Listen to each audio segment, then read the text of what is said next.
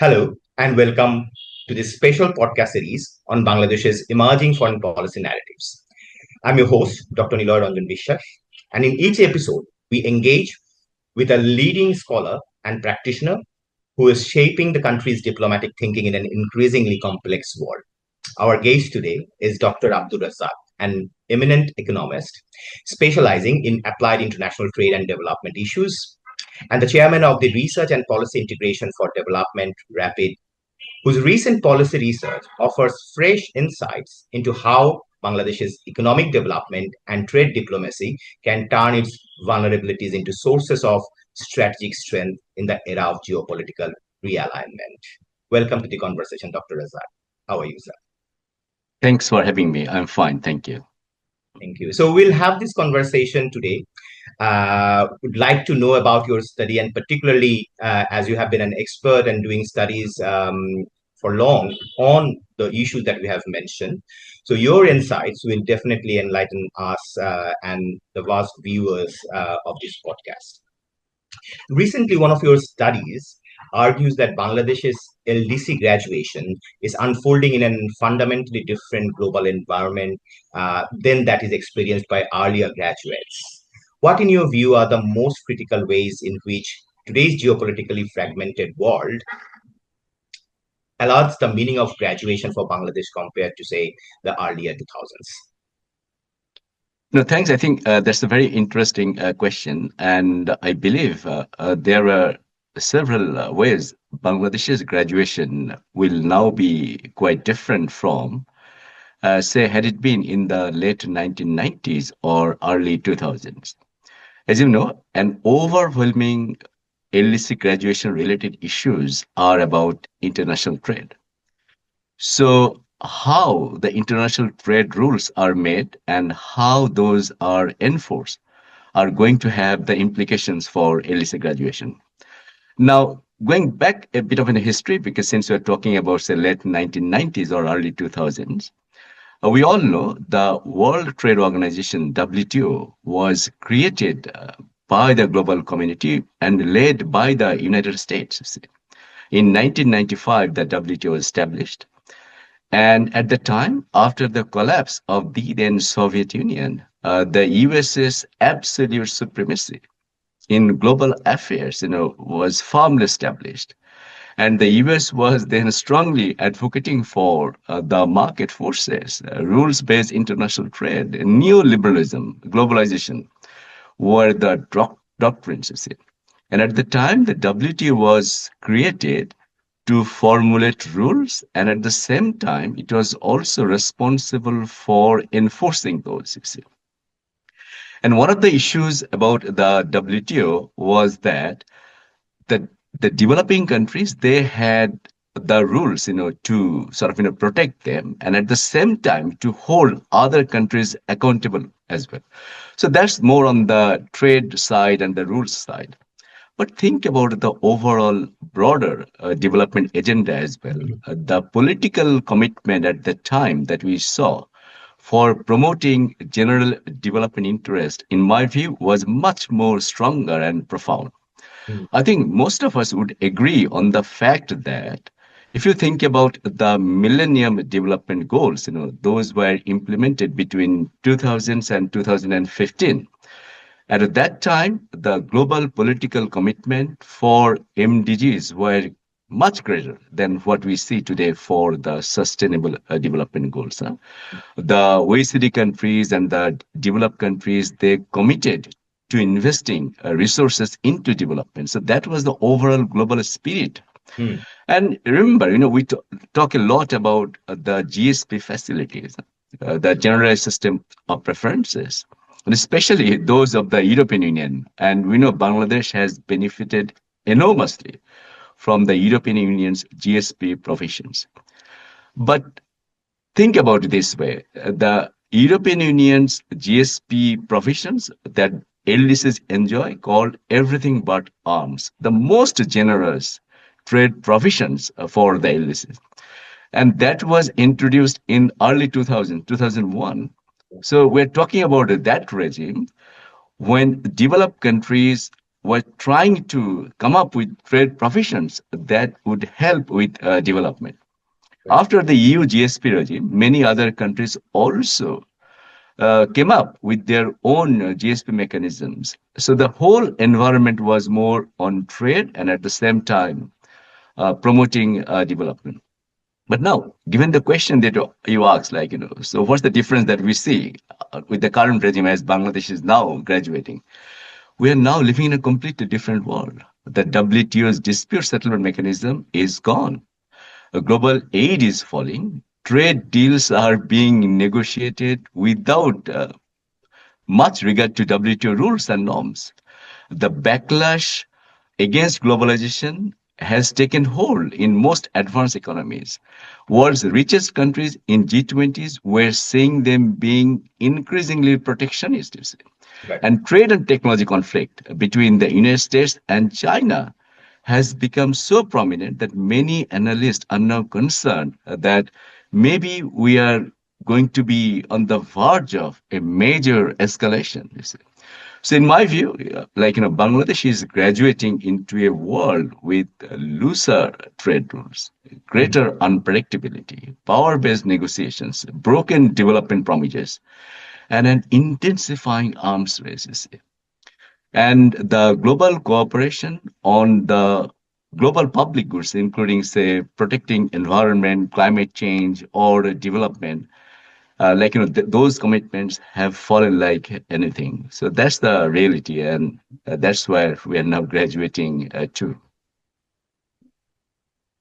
Right, right. Excellent. I mean, that's an excellent way to set the tone of the discussions. And one of the takeaways, if I understand correctly, that the global multilateralism in all aspects, and particularly in the trade, are eroding. Is that erosion obvious? Like, if I want to bring the political analysis into economy, and the and as all of us, we are somehow or other a student of international political economy. So how do you see this erosion, or what is the way out in another way? Well, first of all, as you asked, if that erosion is how prominent is All that? right. Of course, I can tell you. I think this is not only obvious, but it's quite easy, to give concrete examples. And I will give you quite a striking case. In the early 2000s, Antigua, small, tiny Caribbean economies, Right. and it brought a complaint against the world's most powerful nation, the United States, at the WTO. Right. And the complaint was the United States was violating the trade rules that it signed to as part of the WTO's General Agreement on Trade and Services. And the dispute was about the online gambling issues. Now, the case was heard in the WTO, and Antigua won, you see. And when US refused to comply with the WTO ruling, Right. Antigua was allowed to retaliate against the US, including the suspension of the intellectual property right. Now, you see, the point is not about the magnitude of the retaliation, but it's all about the rules-based system that a small, tiny nation could actually win against a big powerhouse. I think that was pretty, symbolic and was also quite established by the Mhm. global trade rules system. I can give you another example. The famous banana wars, you see. Right. And some Latin American countries, as you know, they went to WTO with complaint against the European Union because the European Union's banana import policy discriminated them. Now, after the WTO hearing, the European Union lost and they had to alter their banana import policy regime. Once again, Mhm. clear example of the developing countries taking advantage of the Mhm. clearly established rules to Right. hold other countries accountable. Now, the recent times, the shift that we have seen has profound implications, for a country like Bangladesh. Under the multilateralism, the basic premise was the smaller economies they don't have to deal with the bigger players on a bilateral basis. The protection will come from multilateralism. Even you talk about say, Doha development agenda, right? We Right. all know this hasn't delivered. Was explicitly about addressing development through the multilateralism, and it was meant to be complemented by the Sustainable Development Goals initiatives. But today, unfortunately, the Doha remains an unfinished history, in my view. And the SDGs, the Sustainable Development Goals, in my view, those are limping forward in a world Hmm. where even now the finish line cannot be seen. Okay. And as the multilateral protection erodes, for a country like us, Bangladesh, we are now increasingly exposed to asymmetric power based negotiations where the space for development clearly is shrinking fast. Thank you so much. So it's quite clear from what you were suggesting that we are.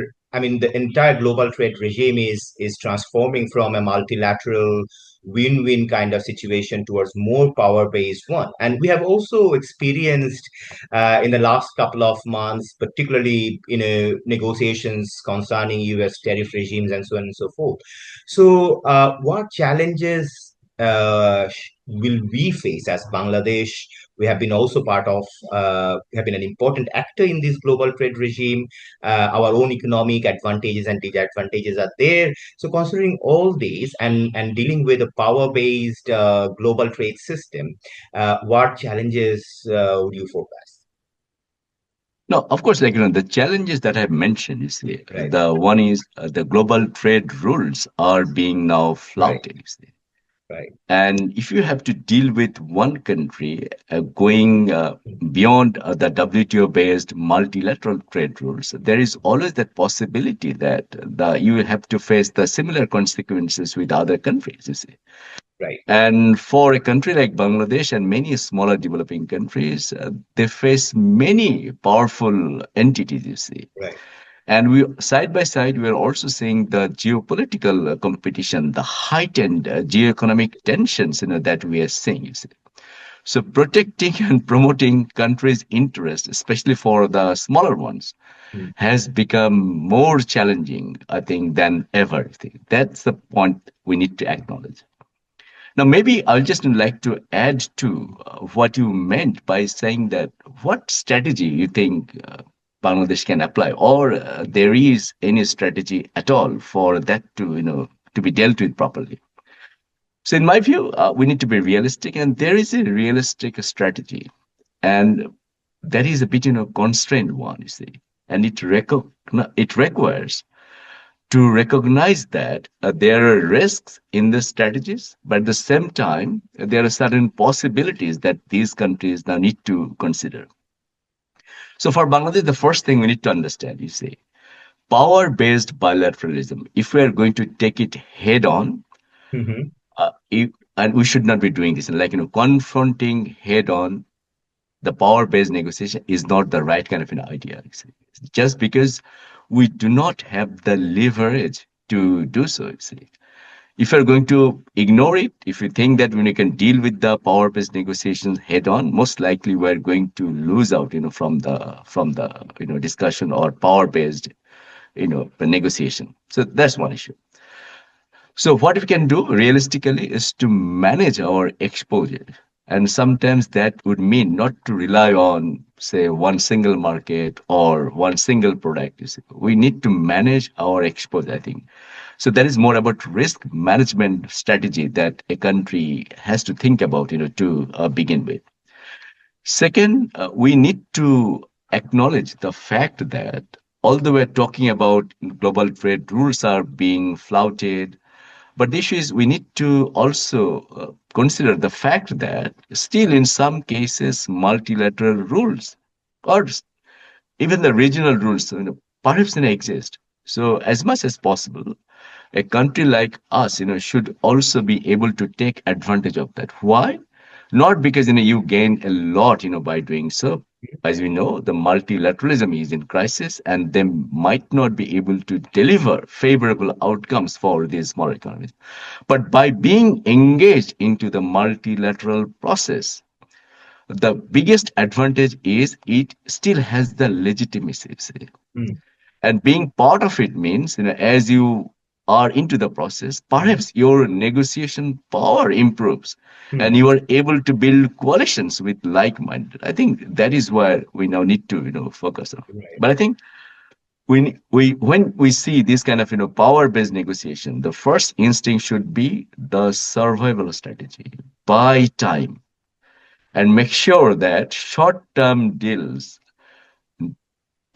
do not undermine the economic and the other interest of a country. I think that is very important to consider.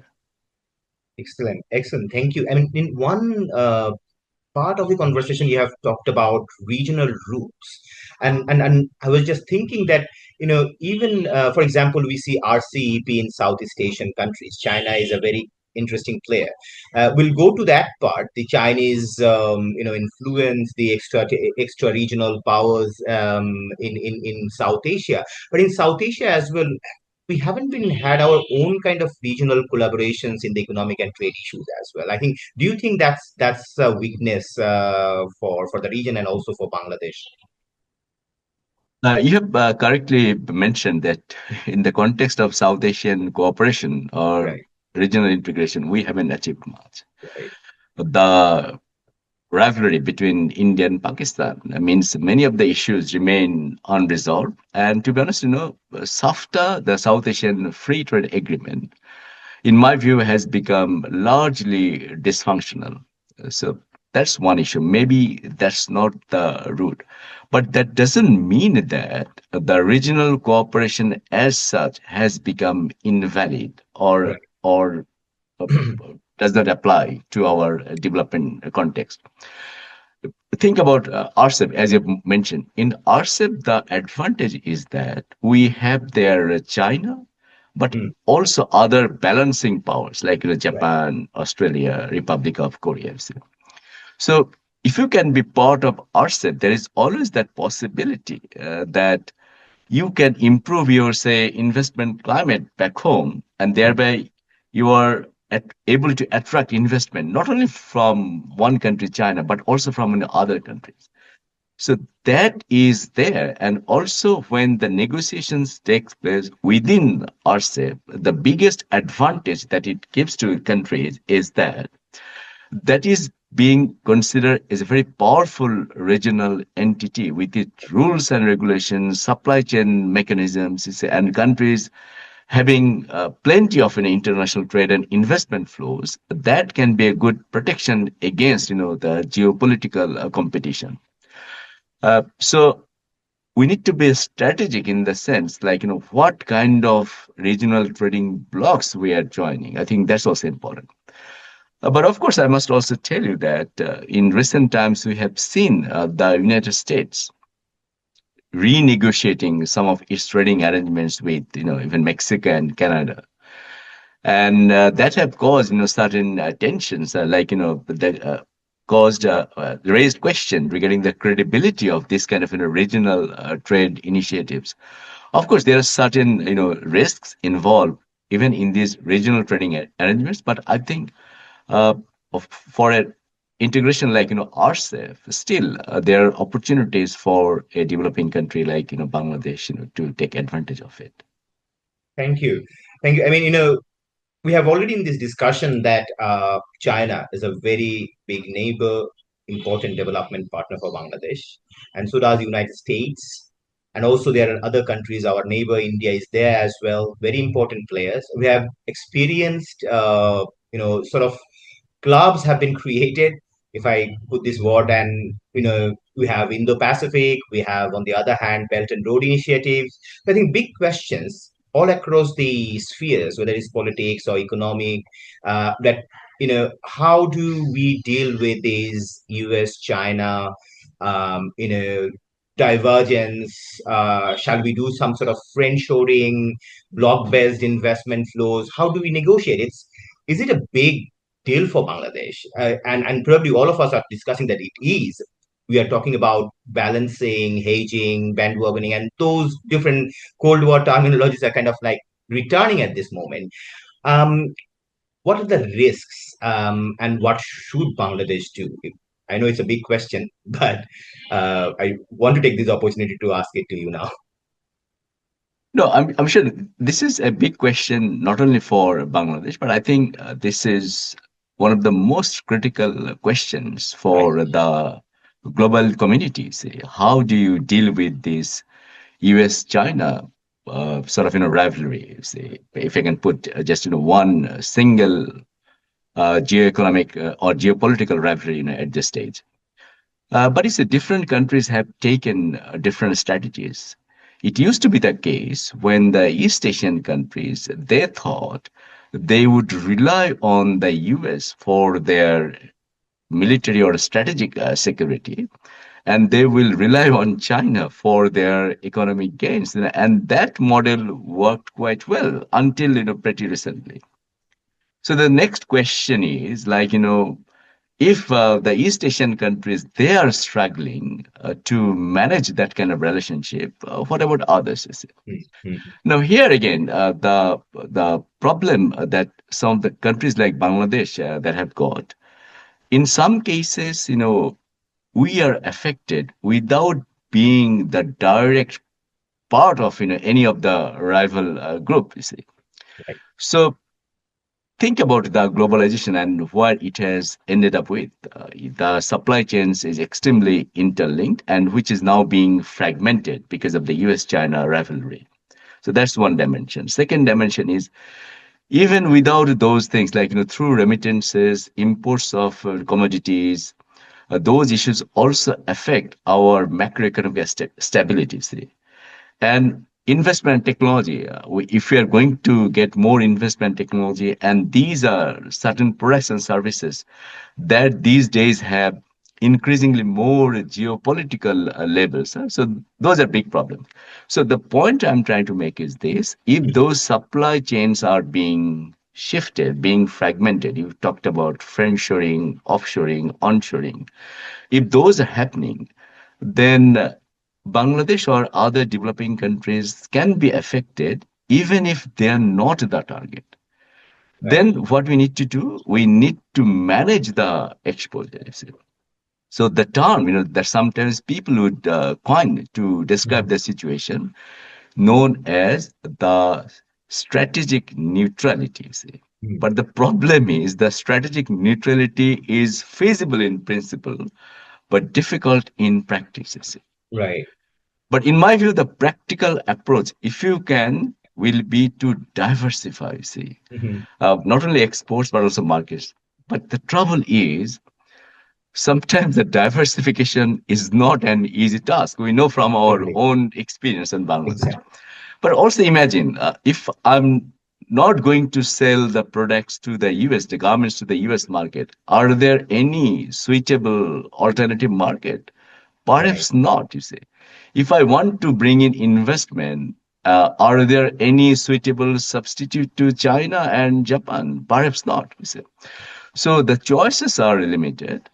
But I would say the main thing that we need to recognize is this: if we are going to be, say, leaning too far to one block, so maybe if you're going to be part of the orbit of a bigger Right. power, then that can cause a lot of tensions, and that can make us insecure, in my view.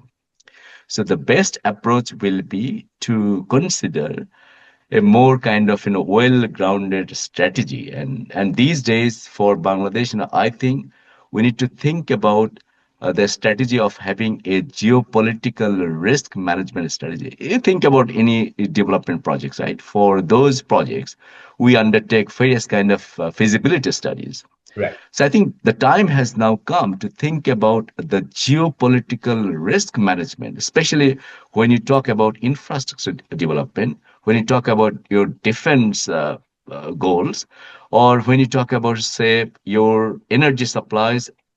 So those kind of strategic sectors, you see, Right. considering investment decisions will need to be carefully judged, you see. And that is why, in my view, having a geopolitical risks management strategy is the way to go for many of countries like Bangladesh.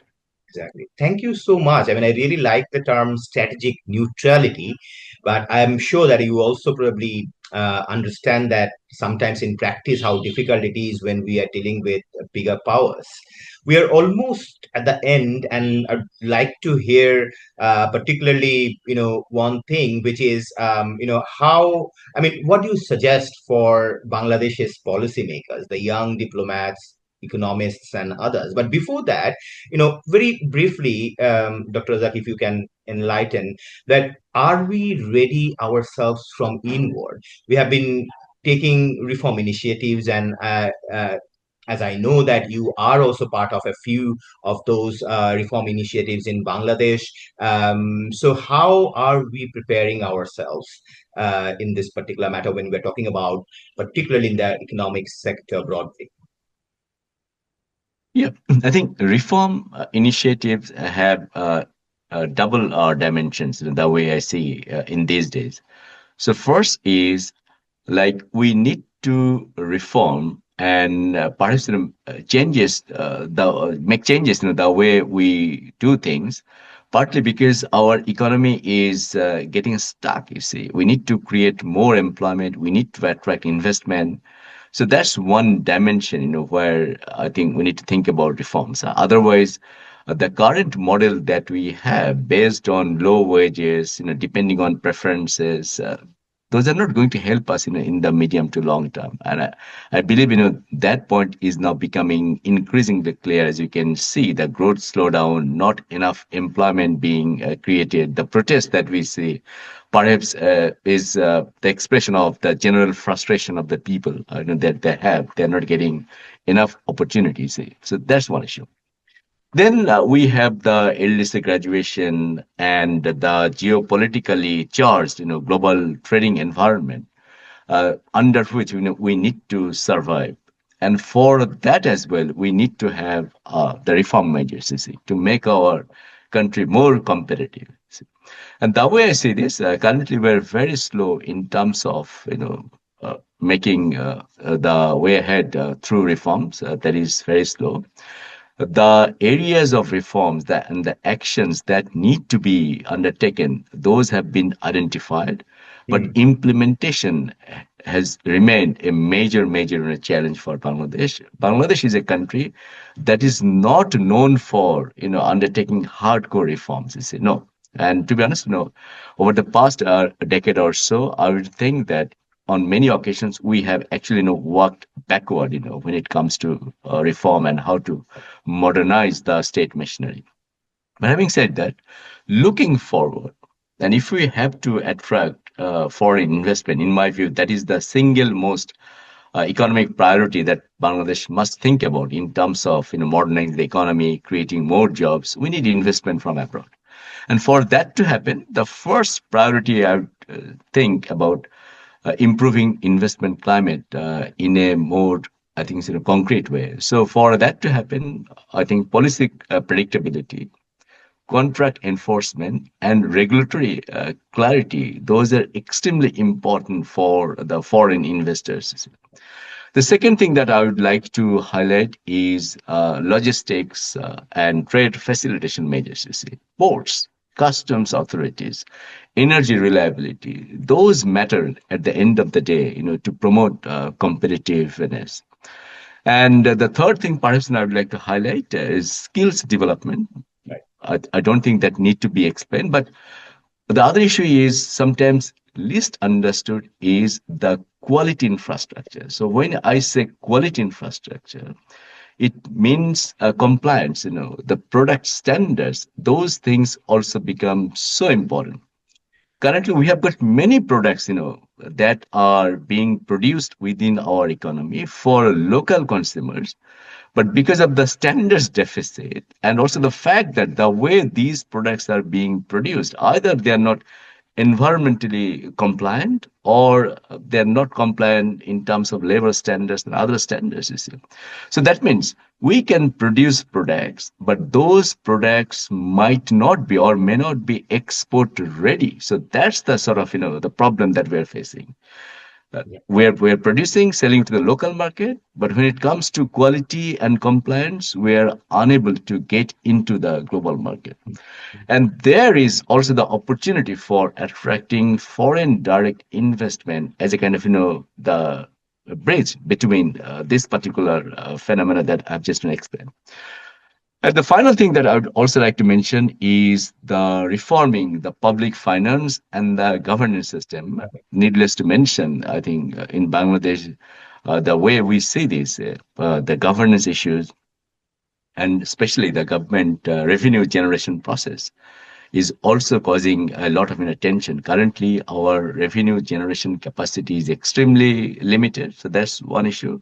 And the other issue is the spending policy, like how we are spending our resources, how careful we are, and whether we are sort of taking these resources into the most productive sectors. We do not know.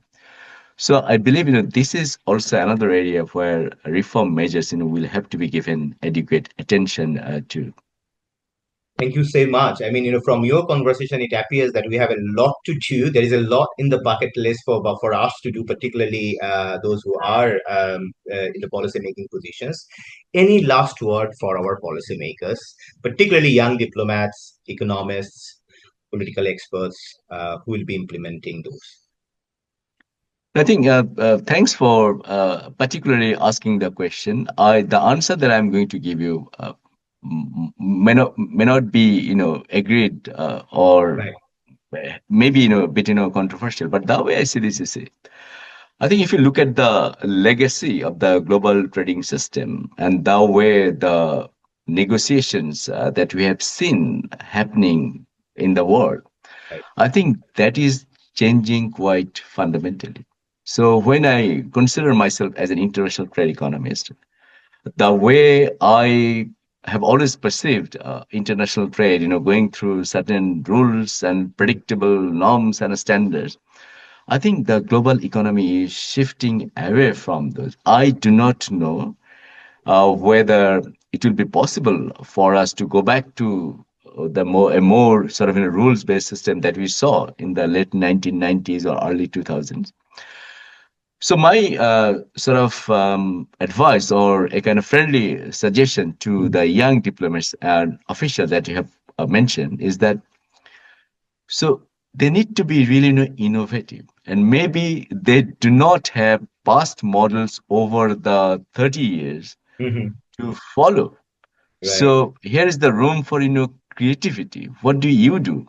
How do you promote your commercial interest Right. through a new type of economic system?